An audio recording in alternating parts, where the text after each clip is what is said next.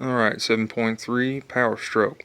Specifically, this video is I just want to talk a little bit just simply about the oil pan, in case you have any questions or anything like that.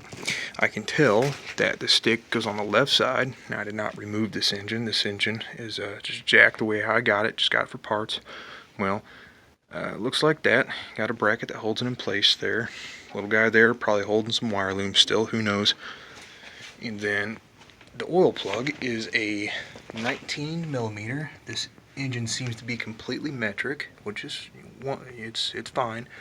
And there's a plug at the very bottom. This is what the factory pan looks like. Looks like that.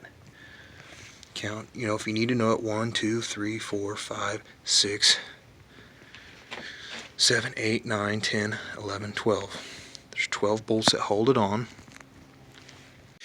And I don't know if you're having troubles with it leaking or not. There is a little seal around this guy. He just pops in there is how he works. And you can just kind of see this is what it looks like for those of you who are just curious.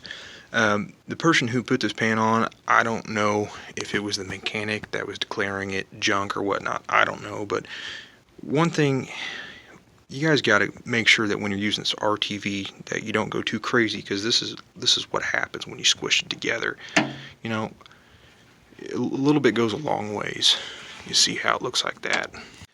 Now, I didn't actually look this up online, but you notice how this thing almost looks like a paint tray. Well, I assume that this is in here. It's like baffles, like a tanker. In a tanker truck, they have these baffles, so where with the sloshing, it really helps keep it down.